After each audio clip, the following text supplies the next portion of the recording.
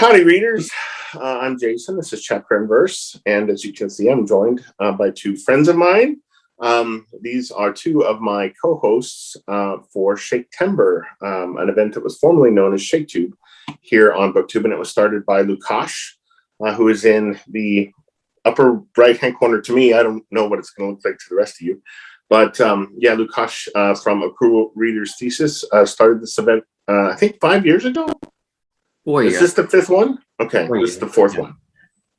All right. And then Rainey from Rainy Day Reads is here to talk about Othello with us as well. So, yeah, so essentially what Shaketember is a month-long event that is just devoted to the works of William Shakespeare. And part of the idea of this thing is to encourage people who have been intimidated by Shakespeare in the past or who aren't as familiar with his work as they'd like to be, to engage with his plays and his poems in a kind of communal setting, because that takes some of the fear away, I think. And it's just, yeah, I mean, you come to better understandings of the plays when you talk about them with other people, right? This is true. This is why people have book clubs. So, yeah, so that's what Shaketember is. Today, we're going to be talking about Othello, which is one of his great tragedies. And yeah, I just wanted to kind of, what's that? What are you guys talking about? You both held up your copies, and I was like, oh no, where's my copy? No, I thought it was funny. We have Jason and me have the same copy. Is yours a mass market or a trade paperback? Mass market, yeah. Yeah, so mine is too. And Kelly checked it out from the library, and it's the same exact edition, only it's a trade paperback form. And I've never actually seen Folger trade paperbacks these plays, so that was kind of weird. But yeah, so she kind of read the same edition that we did. But yeah, so the first thing to kick this off, the first thing that I wanted to say about Othello. So I first read Othello 23 years ago. This was only my second time reading it this week.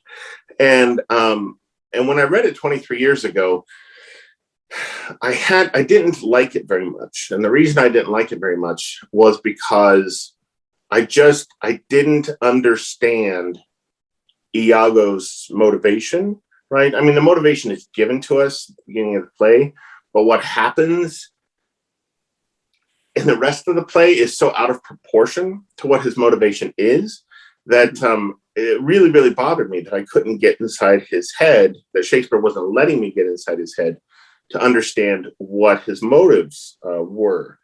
And so it seemed at the time, my first reading of it, it seemed very much to be a play that was about, malice, right? That was just about, this kind of brutal personality. And on second read, it seemed to me to be much more about how people fail to see what's right in front of them a lot of times. And I thought, and that was something that never really occurred to me very much 23 years ago. And it seemed to me to be at the crux of this thing now. So I was just curious to know, as we start, what you guys think of that and what you guys thought of the play this time around. Go ahead, Lukas. You can go first. Okay. So, yeah, I like your characterization of the play, but in terms of my history with the play, this is actually my third or fourth time reading it. The reason I say third or fourth is because I read it for the first time in high school, in my senior year of high school, and then after reading it for just class in general, for the AP class I was in, I then wrote a paper about it, and I'm pretty sure I would have had to have reread at least parts of it for the papers, but I don't know if I reread it in full. So that's why I say 3 or 4. I'm not sure. But anyway, so I read it a few times. And the last time I read it was a few years ago for the first Shaketube, as it was back then. And I have to say that for me, this is a Shakespeare play that I have never really found that engaging. And I was trying to figure out why, because I could never quite put my finger on what exactly about the play just doesn't really engage me. And that's not to say that it's a bad play or that there isn't beautiful language. There certainly is, or that there aren't things to chew on with the characters. But I think what I don't like about the play is a couple of things. first off is I feel like most of the characters are pretty one-dimensional. I think, like you were saying, Iago just sort of has this unmotivated malignance. I think I read Marjorie Garber's chapter on Othello in Shakespeare After All, and she quotes Samuel Taylor Coleridge as having referred to Iago as having motivationless malignance, something like that. Anyway, so he's just this nihilistic evil person who wants to just destroy Othello, basically.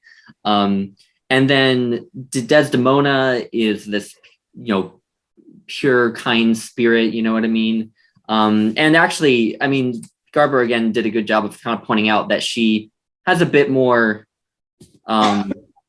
complexity than maybe I gave Desdemona credit for, but still, I think she's pretty much supposed to be just a nice, pure character in many ways. And then Othello strikes me as a bit of an idiot.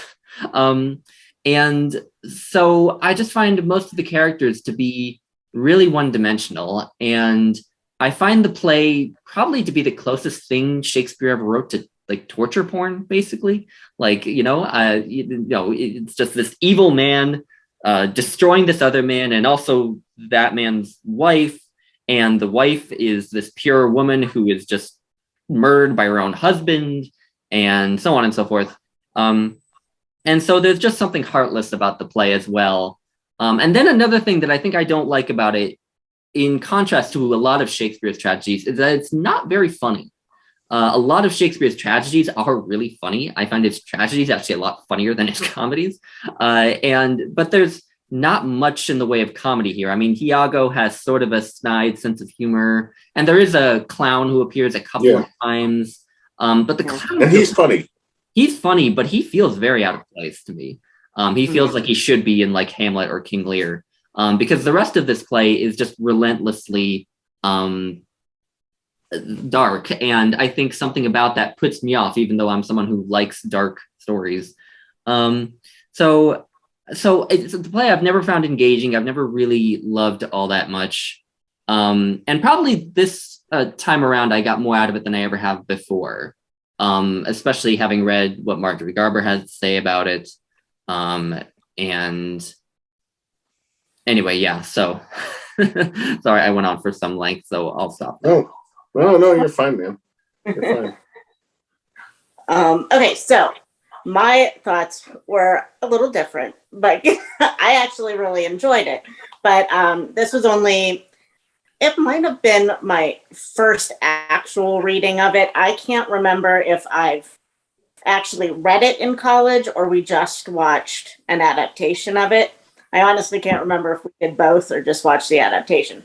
So for me, it was, and college was many years ago for me. So I just didn't really remember it at all, other than it being a tragedy and, everyone dies and that kind of thing. So it was fun to kind of read it for lack of really knowing when I first read it the first time. And yeah, I agree with Lukas. They do all kind of seem one-dimensional. Iago just seems like a villain for a villain's sake. But at the same time, I kind of like that for the actual play. I think it would be entertaining to see it on stage. And like, I found Iago's character and how he was able to manipulate these people really fascinating, even though it seemed really easy to do. like Othello was just all of a sudden like, yeah, she probably cheated on me. Yeah, sure. Okay. Now I'm going to have to kill her.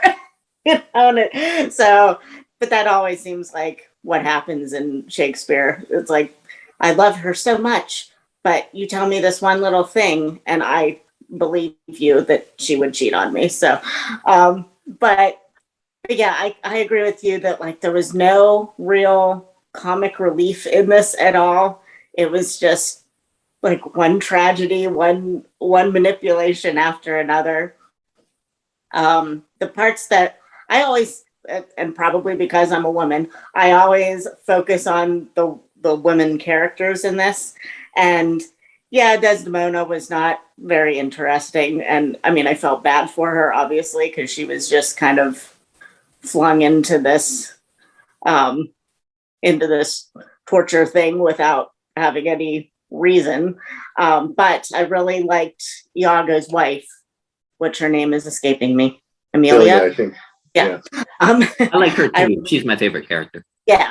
Like, I feel like she doesn't come in really till maybe like the last third of the play, but at the end I was like, yeah, get him. Because it wasn't like she just kind of slunk away and was like, oh no, I accidentally played a part in this and didn't really realize that I was doing this. Like, she was like, hey, you know what? I'm gonna get you, even though you're my husband and you're gonna kill me, but oh well, I have to tell the truth, you know. And I really enjoyed her. So I think what could have been a very unengaging play for me was really saved by that character, and how just kind of she went against all of these men that ultimately did kill her, but you know, she was the one person that really had no standing or anything, and she just came up and was like, you know, this is all a lie, and you know, my husband is a evil murderer, basically. So yeah, I really enjoyed it, and I thought that it was, for all of Shakespeare's tragedies, I thought that this one was really almost like beginner friendly. I felt like from the very start we knew what the whole idea of the play was going to be. Even if the language is hard for people, I felt like it was pretty clear, you know, what was happening, and the trajectory of the entire thing was very easy to follow. Whereas sometimes, you know, Shakespeare jumps around and has like his little side plots going on, but this one was pretty much just one plot, pretty much the whole way through. So yeah, that's a good point. It's very linear. Yeah.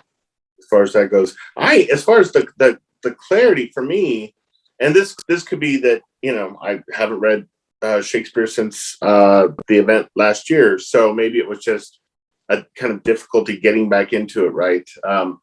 But I actually felt like the first two acts of this were not great. I felt really confused at times with the language. The language, even for Shakespeare, felt very kind of snarled up and naughty, and I had a really difficult time understanding what the characters were saying. And that got a lot easier in the last three acts. I think partly because the plot had sort of fallen, all the pieces had fallen into place at that point, and it was, you know, moving forward like a kind of well-oiled machine. But the setup of it, I mean, yeah, you could kind of see where it was going, but I actually had a really difficult time just comprehending the dialogue. I was referring to the footnotes an awful lot in the first two acts, more than I usually do. And again, that could be just that I was out of practice. I don't know. But so one thing I wanted to bring up that you both kind of touched on was this idea of Iago being just kind of just evil, right? You know, because that's how I felt about him initially 23 years ago. And I started having less of a problem with that some years after I read Othello originally, when I read Stephen Greenblatt's biography of Shakespeare, Will in the World. And he has, there's a moment in that book where he talks about how the genius of Othello is that you're not supposed to understand Iago. That's what makes it chilling. And I thought, oh, that makes a lot of sense. That's brilliant. But reading it this time, I didn't actually think him kind of evil from the get-go. You know, I felt like he, you know, he was really resentful that he hadn't been kind of promoted up the chain like he wanted to be, et cetera, et cetera. And I think that's something that we can all identify with. And I felt like as you know, his kind of machination started spinning out or spinning forward, I felt like he was somebody who, you know, when he realized, oh, everybody's believing what I'm saying, he got kind of drunk on, or just intoxicated by the idea that that he could be a kind of puppet master of these people, and so it didn't seem like evil so much to me as just kind of opportunism, I suppose, and sort of relishing the role that he found himself in. It's just like, my God, everybody thinks I'm the most honest dude in the world. So let's see how far I can take this. And so I actually found him to be a more interesting character, maybe than you guys did. He didn't seem sort of one note to me. He seemed like somebody who, like I said, it starts off the play in a position that all of us can understand. We've all been, kind of overlooked for something we thought we deserved, or passed over for something we thought we had earned. But he just kind of spins out, and I think that he just gets just really, really high on seeing how much control he can have when he puts his mind to it, and which may or may not itself be evil. But I didn't really think him evil from the beginning. So I felt like he was a bit more complicated than I was expecting him to be. Yeah, I can see that. The parts that I really enjoyed were kind of seeing the progression of both Iago and Othello kind of descending into this madness. I mean, Othello obviously went really pretty crazy, but just seeing I kind of didn't see the opportunist thing at first, but now you saying that, at first you don't really understand his motivations so much, for what follows, but then all that in between, I can see that being more of just a control thing, and you get high off the control and seeing what other little puzzle pieces you can put together. Which is something, even that I think is something that all of us have some experience with in life, right? I mean, obviously, for most people, it doesn't go down the path that it goes down for Iago, but we've all been in situations, I think, where, we do this thing. Maybe it's in school. Maybe we're in public school and we tell a little white lie, and it gets us this. And so then we tell another little white lie, or you know what I'm saying? And at the end of it, we've learned a great lesson, and we don't tell little white lies anymore. But so he seemed easier to relate to, which is kind of a strange thing to admit, I suppose. One doesn't want to relate. It's a little bit like if you watch Silence of the Lambs, and oh man, I really relate to Hannibal Lecter, right? I mean, that's something you don't want to admit, but I think that's what's so important about creating villains, is that people need to be able to identify with them in some way. Otherwise, they're just monsters.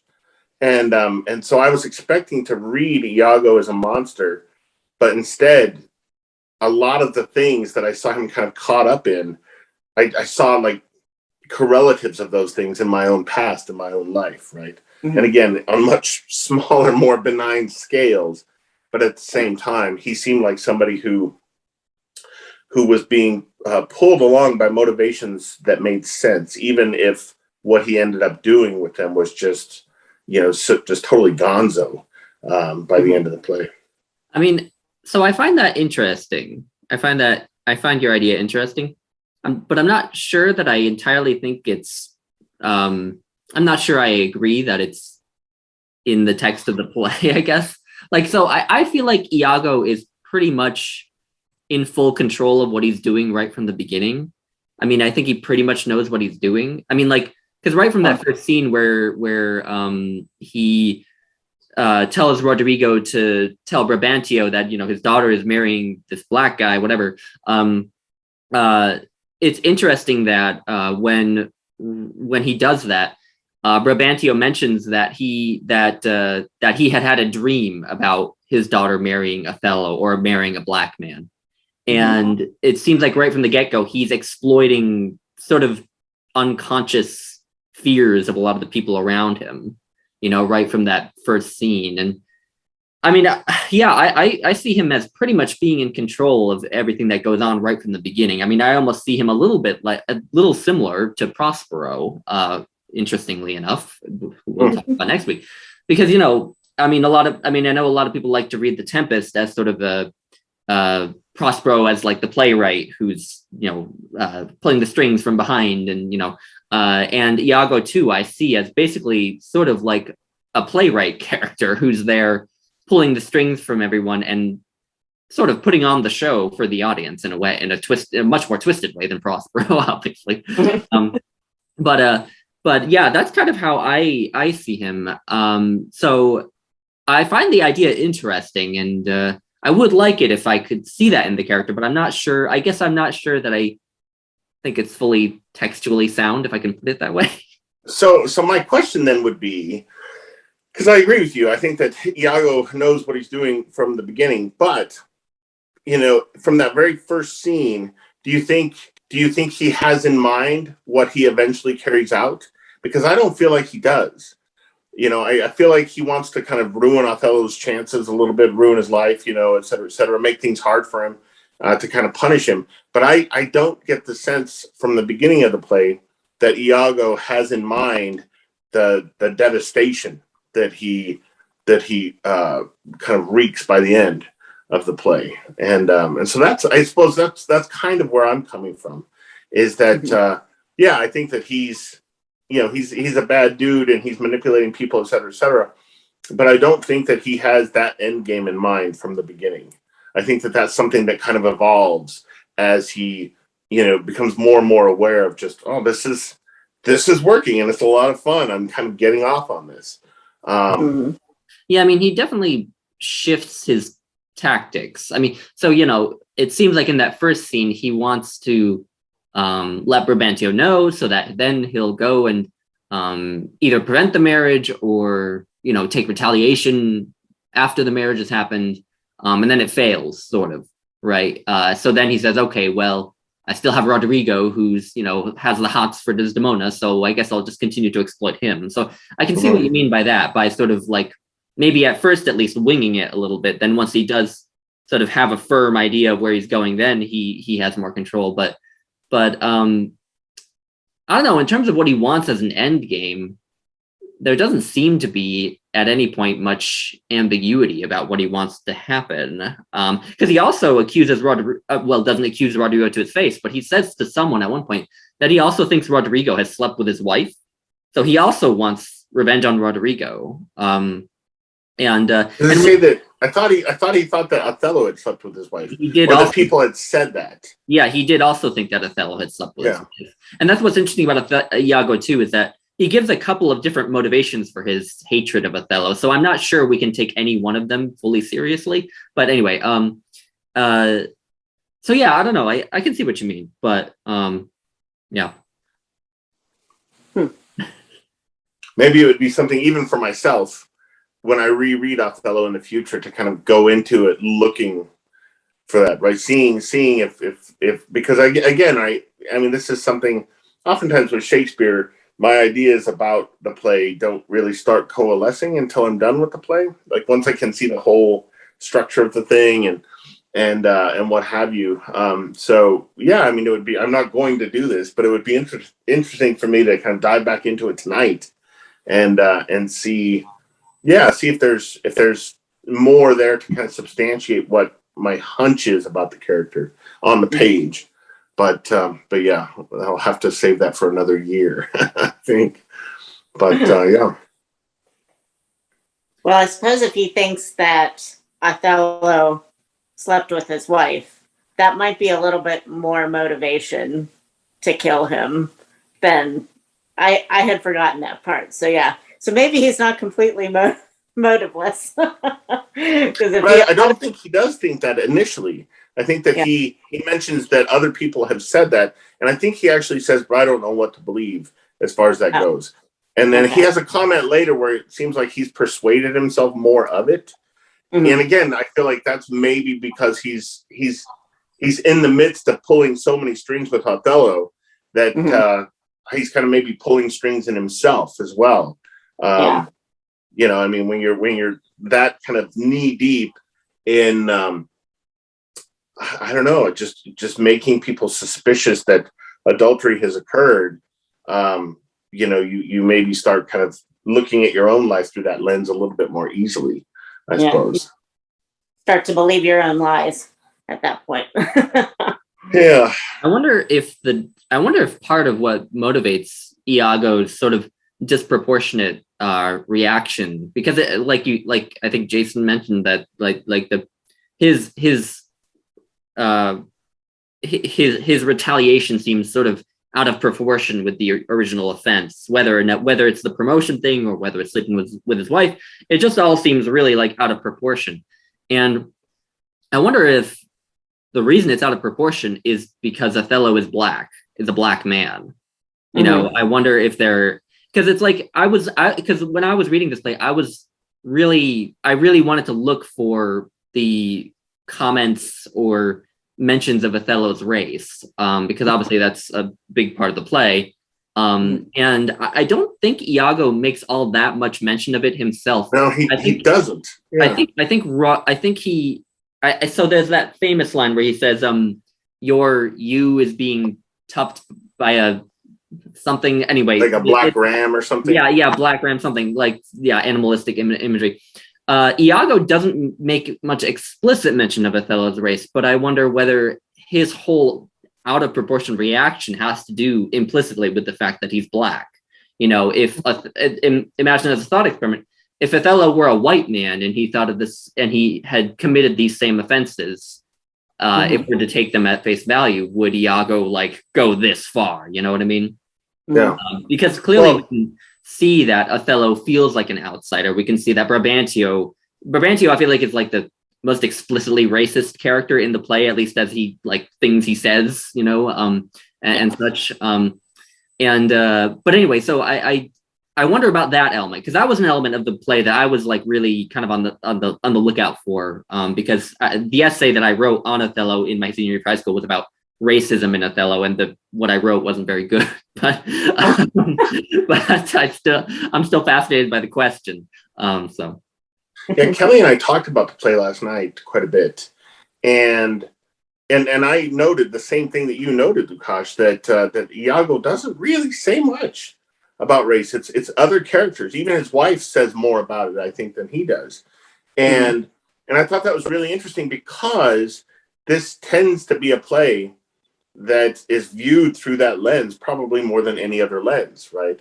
And Kelly was wondering what a stage production of it might look like if Iago if a black actor was cast in the role of Iago as well, right? I mean, how would that change the dynamic of the whole thing? And this is actually one of Shakespeare's plays that I'm most interested, when I conceive of kind of, what a stage production or a film might look like.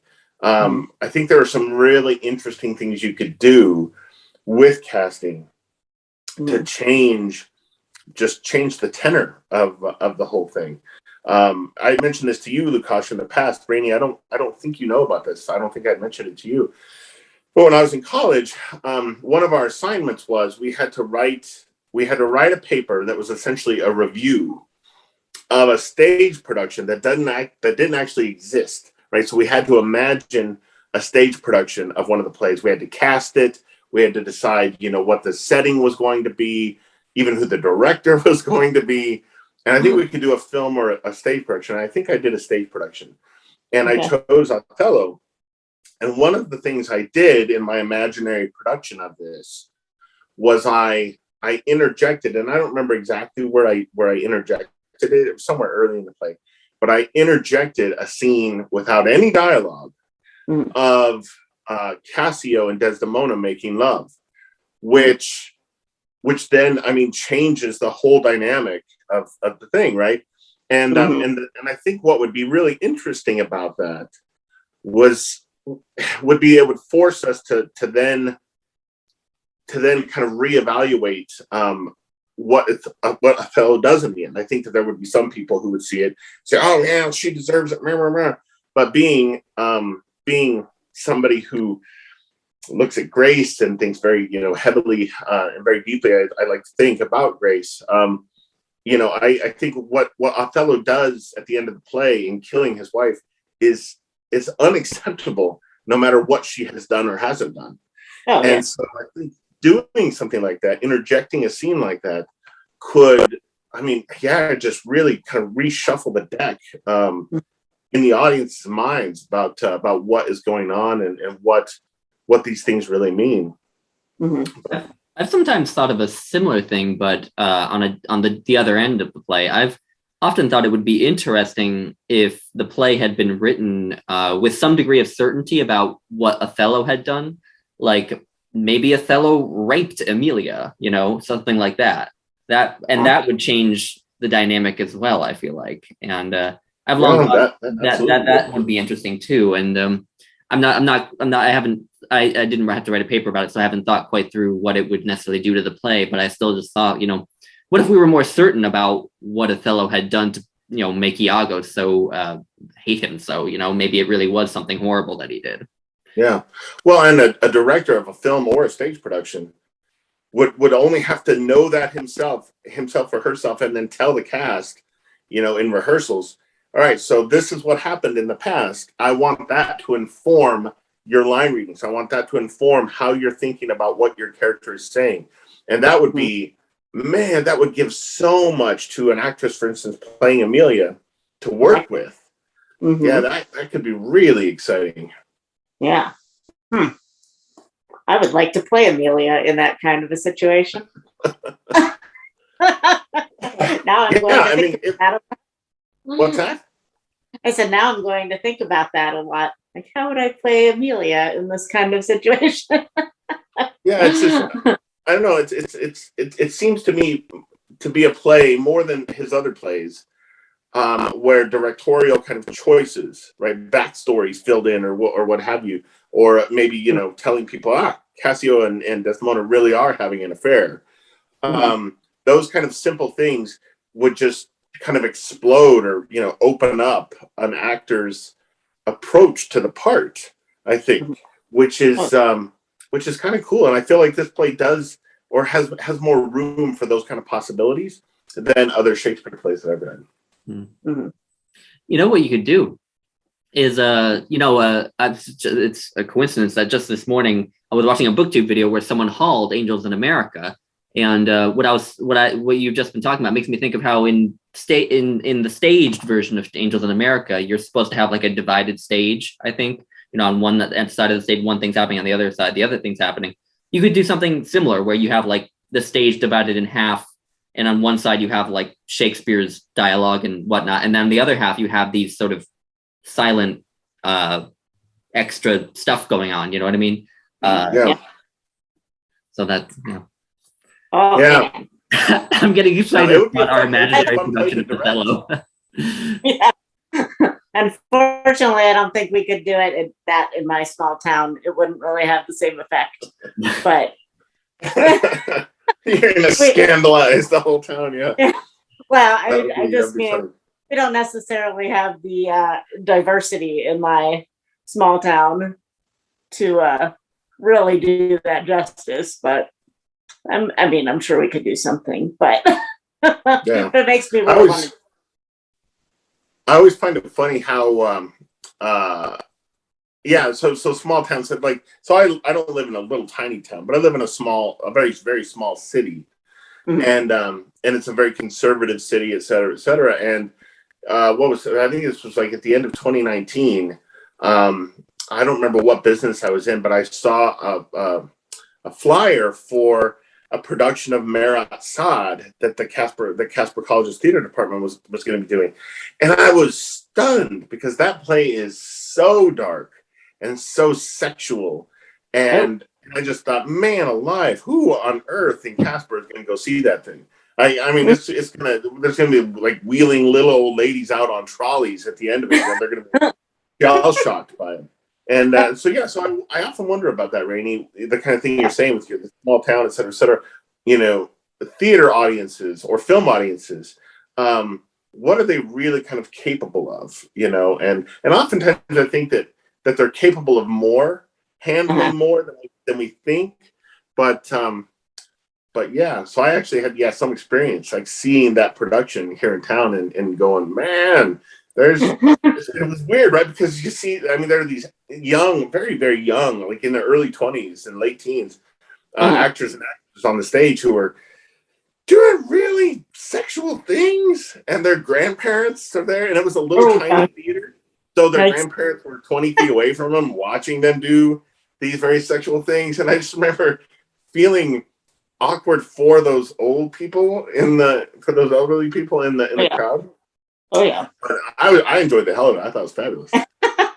We have had that situation a couple of times in my town. I don't really live in a super small town either, but like just the pool of actors we have, like they're usually they've been around a while, so a lot of us are older. We have a few that are coming up in the ranks and they're trying to make things more edgy, but yet you still have like the fan base of the theater is like older people.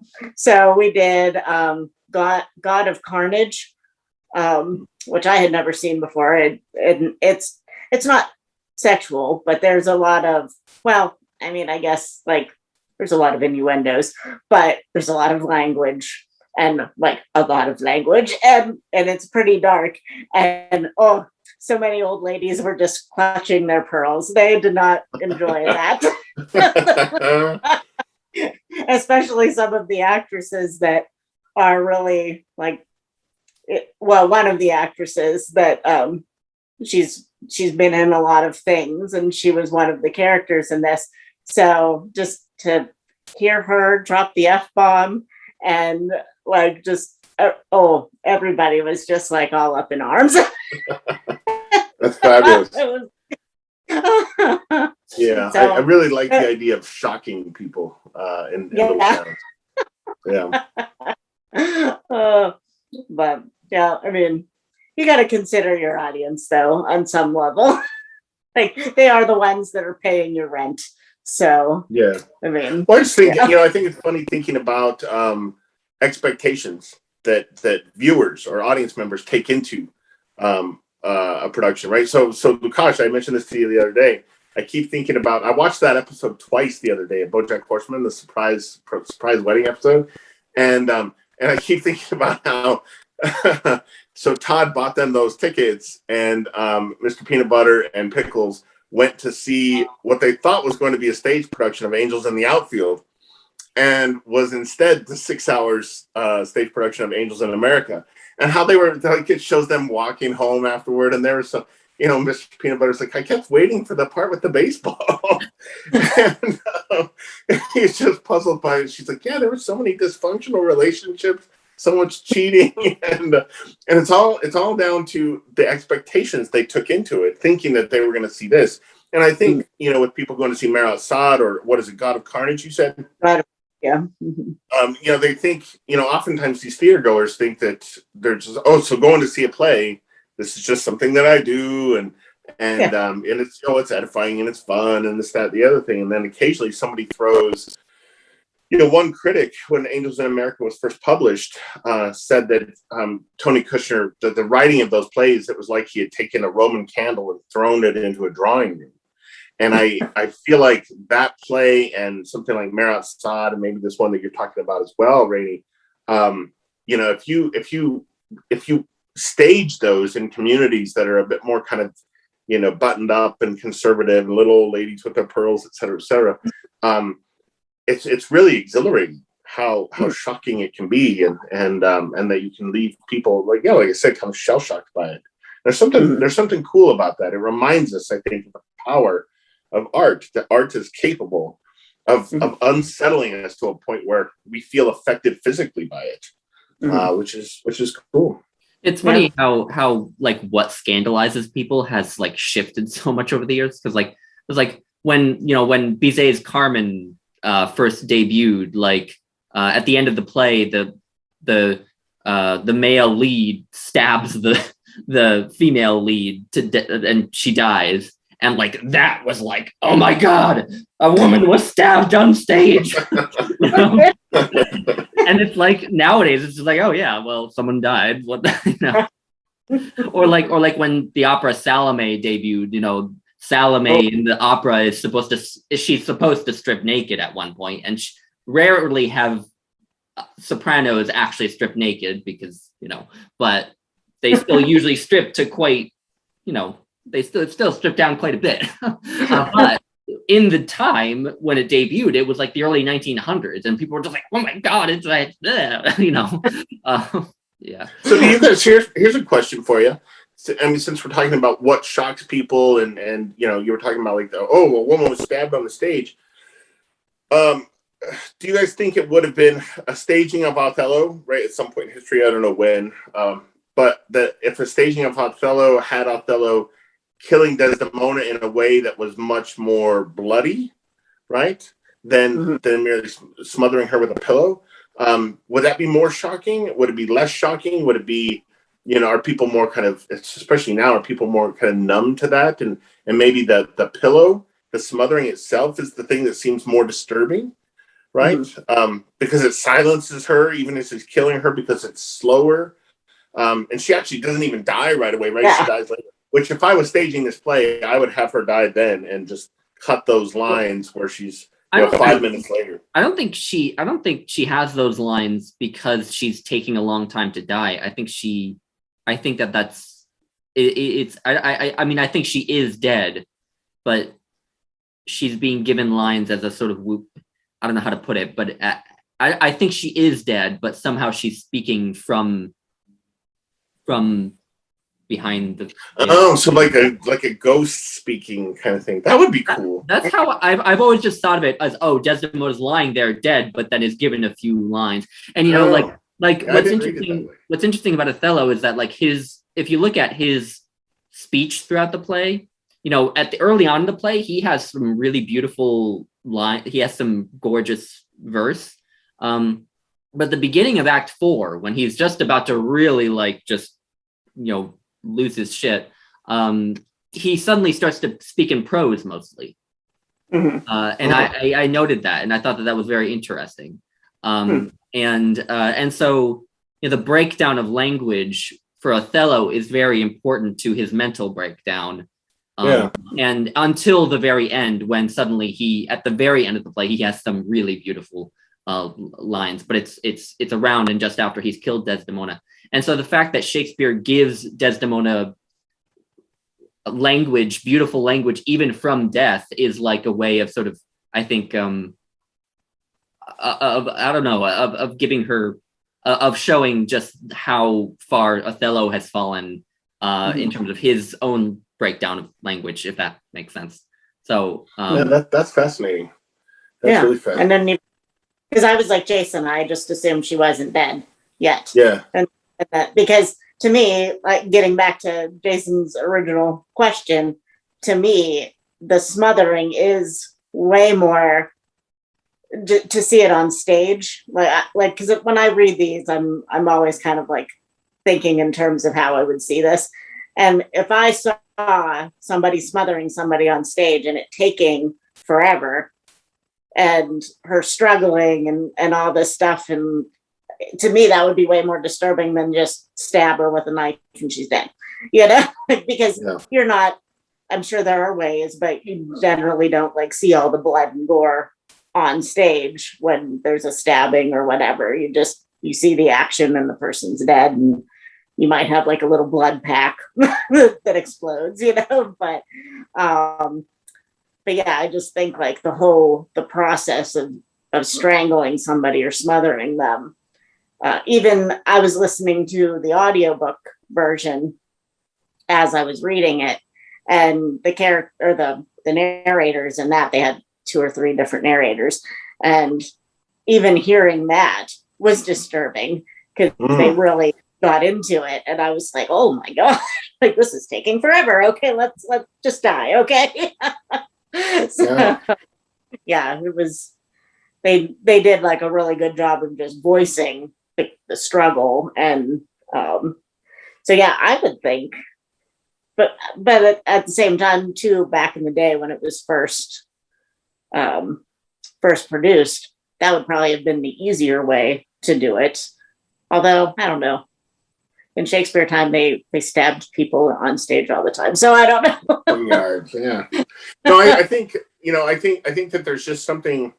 It's a really disturbing scene, not just because of what he's doing, but because of how he's doing it. This idea of taking the pillow, right? Like the pillow is emblematic of rest. It is emblematic of their passion for each other. Taking that thing and turning it into a tool to murder her, to essentially gut their marriage, right? Gut their relationship is really, really disturbing. And I was also really disturbed. What's that? And Desdemona has had their marriage, like she had Emilia like lay out their like marriage sheets or something. Yeah. And didn't she tell her, if I die before you? And Emilia's like, oh, that's never going to happen. But Desdemona says, if I do, I want you to shroud me in these. Yeah. Which is again really, really disturbing. And did either of you feel like Othello was trying to, and it's interesting because he kills himself right after this, but I feel like Othello was trying to absolve himself a little bit there at the end with his final lines, and in a couple of different places. And I just remember thinking, man, just own what you did, dude. You got manipulated. Own it, right? Yeah, like what is he? I mean, so the lines that he speaks, like on the one hand, they're beautiful lines, but on the other hand, I'm always just like you. So I mean, he says, sorry.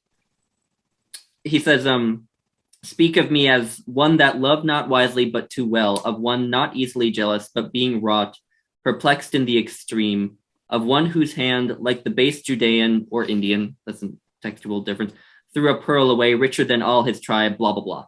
It's beautiful, but it's just like I'm like you. I'm like, this is gorgeous, but like, I sort of want to throw something at him, you know? Yeah, it's like he's trying to spin how he'll be remembered, right? And it's like, no, you don't get to do that. You don't get to do that. It's like Hamlet at the end of Hamlet, where he's like, oh, Horatio, tell my story, blah, blah, blah. Like it's just like, okay, Hamlet, okay, it's different, but still, I always find that to be like halfway comical moment. Like, oh yeah, tell your story. Like, yeah. But I'm going to do what to say about me. yeah. But anyway, I think you were about to talk, Rainey. Well, no, I was just going to say, just even those lines shows how like delusional he still is at that point, because he's saying like, I'm not easily jealous. Well, yeah, you were, because all Iago had to do was throw a couple little circumstantial things in your way, and you're like, oh yeah, that's true, she did it, you're right. There's like really no basis for it other than she was a woman, so obviously she's untrustworthy. And and he's just like, yeah, that's true, now I'm jealous. So yeah, you're easily jealous, buddy. And you didn't love too much, because obviously you didn't love her enough to believe her. So one of the things in the play that disturbs me so much is how he never asks her. He never it's so strange how he allows Iago to kind of create the lens through which he sees his wife, instead of let his wife have some role in that. And so that's what I found so maybe most disturbing about the play was not necessarily how gullible everybody is and how incapable they are of seeing what's right in front of them, but how they don't communicate with each other. No one in the play is communicating with each other. Yeah. And they're allowing other people to dictate their relationships with the people closest to them, and it's very strange. It's very strange, and I don't. Again, right? I mean, Shakespeare was so gifted at seeing, like, in much the same way that Jane Austen, right? Jane Austen had such a talent for seeing people's motives and seeing people's how relationships really work and the kind of underpinnings of them. And Shakespeare had that as well. And I find it disturbing to realize that just how much people probably are really like this. And, and that's the thing that I find most disturbing about the play, is that Shakespeare seemed to have his finger on the pulse of something that we would rather not admit about ourselves and each other, the people we're close to. But we're all, on some level, given to letting other people influence us like that. Mm-hmm. Or even in like modern romance, there's this whole miscommunication trope, and it's like all over the place. And every person that I listen to that reads a lot of romance, even though they like romance, a lot of times they're like, this whole thing, this book wouldn't have even needed to happen if these people just talked about it. Like just a simple conversation and none of this would have happened. But like that has to come from somewhere. Like, people really are like that. So whether Shakespeare was the first one to kind of put that on the page, I don't know, but probably. But, yeah, he seemed to blaze trails, that's for sure. Well, this was fun, you guys. What were you going to say, Lukas? I had some more to talk about. Well, go ahead. Sorry, I know we've been going on for a while, but so there were two things I at least wanted to touch on before we ended. So the first is that I was going to transition to this a while back when we brought up Emilia, because I think Emilia is really cool. And what I think is interesting is that she kind of explicitly kind of questions the patriarchy, kind of like in the play, which I thought was interesting. Like you see a lot of you obviously see a lot of really great heroines in Shakespeare, a lot of great female characters, but you don't necessarily that frequently see people explicitly question these social structures with the patriarchy and things like that. So I just thought it was interesting that she was the character who was here explicitly kind of, she says of women, she says, and have not we affections, desires for sport and frailty as men have? And I thought that was really powerful. But on the other hand, she is kind of Emilia is a bit complicated, because like I think Desdemona asks her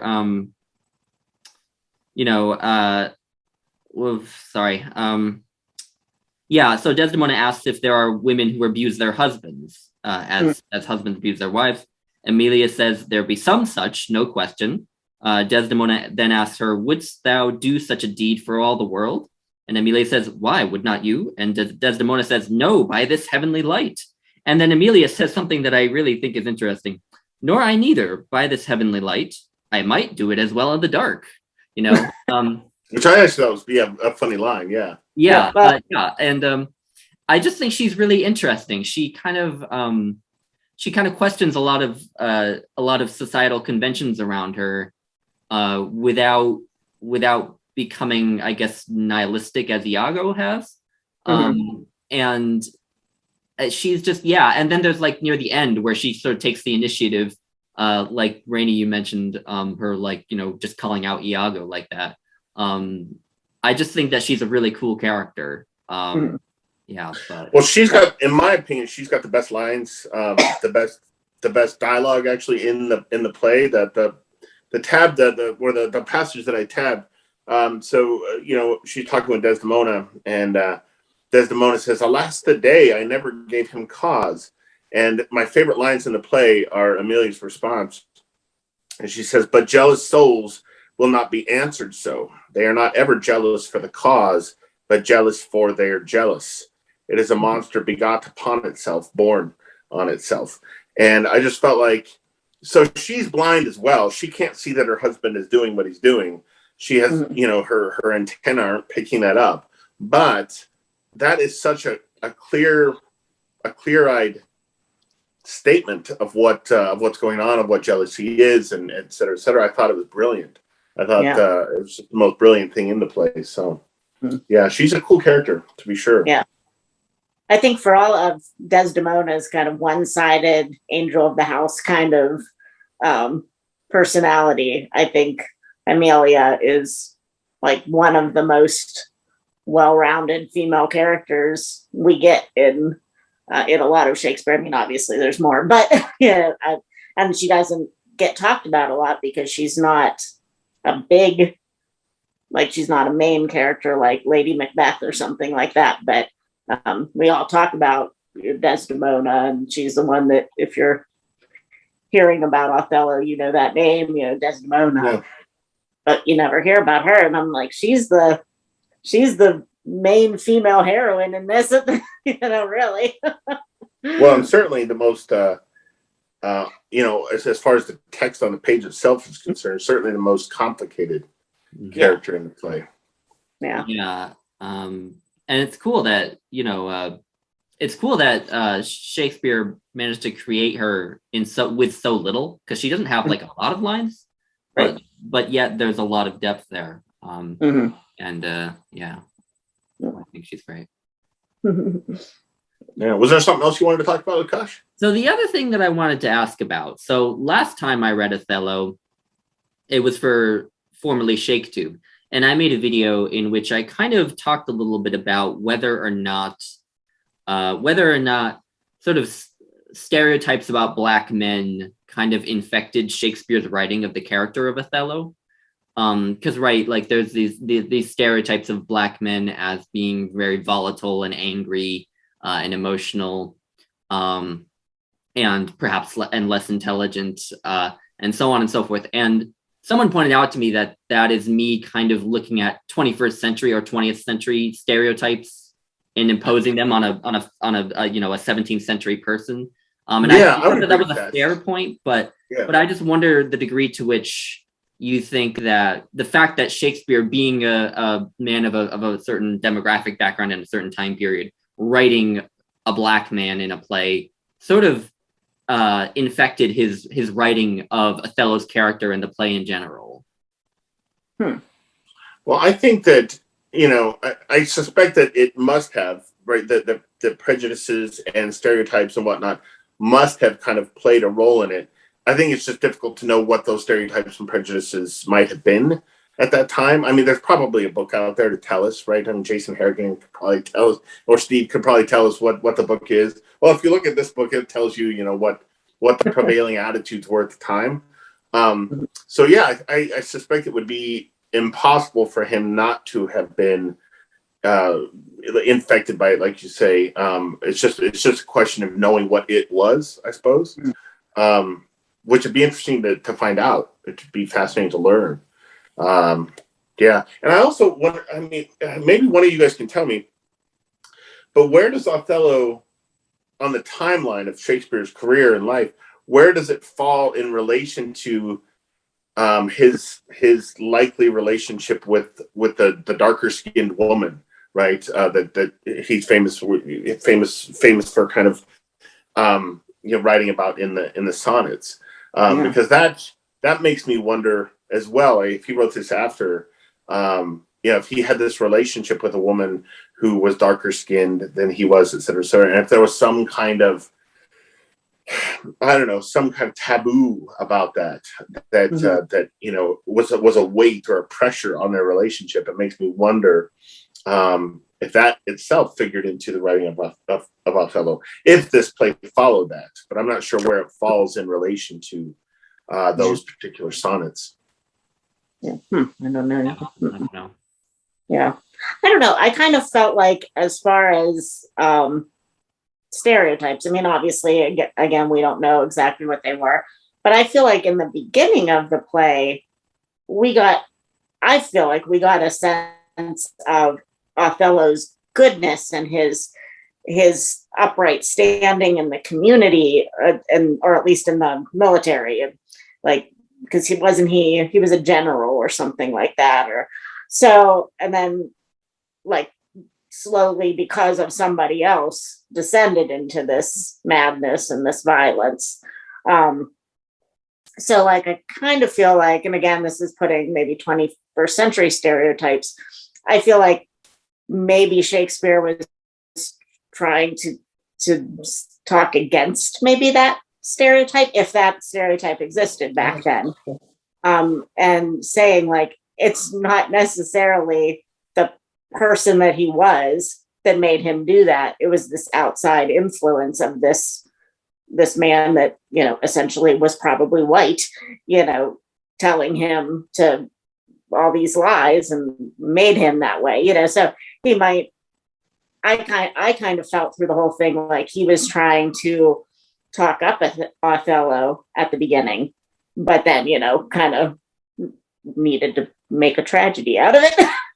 So.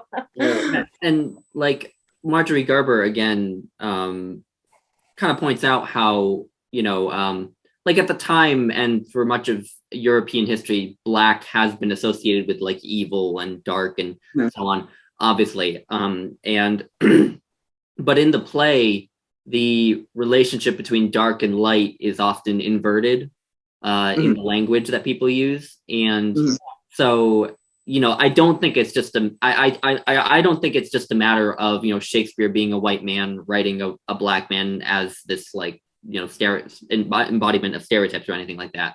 I just think it's interesting to look at the play through that lens. And another thing, like what you were saying, Rainey, like I feel like what happens in the play is that Brabantio's dislike of Othello and his fear for his daughter marrying this Black man simply because he's a Black man, basically Iago makes his fears come true, but again, like you said, not because he's a Black man, just because Iago, made it happen. Yeah. Made him go nuts. Yeah. Right. So, I mean, yeah, I think, yeah, anyway. So that was just something I wanted to talk about because it's something I think it's an interesting aspect of the play. Yeah. Yeah. No, there's an awful lot to talk about in here. There's as with most of Shakespeare's work. And that's the thing, right? I mean, how all this stuff came out of the mind of one person, man. It's these Louise, I have days where I'm like, what did I think of today? I came up with a new recipe, right? And that's what they produced. But yeah, it's kind of astonishing. So yeah. Well, next week, everybody, we are going to be reading The Tempest. Which was Rainey's choice, and so the discussion will be on her channel. So I will put a link to her channel and to Lukas's channel and Steve's channel below. So be sure to subscribe there and follow us in that discussion. I'm really excited for it because it's my favorite Shakespeare play, The Tempest. So it'll be fun to read again. I think I've read it. I think I've read it 6 or 7 times now, and so this will be great to revisit that. But yeah, this was an awful lot of fun, you guys. I enjoy this every year. I look forward to it every year. So, and I know there are other people on. That's on a Saturday morning while drinking coffee. Yeah, I was more alert for it than I was fearing I would be, since I'm 2 hours behind you, Rainey, and 1 hour behind you, Lukas. Yeah. But no, this was great. Yeah. Right. All right. Well, thanks for watching, and we will see you guys next week over on Rainey's channel for The Tempest. Yeah, thank you guys for joining me on my channel. Yeah. Bye. Adios, everybody.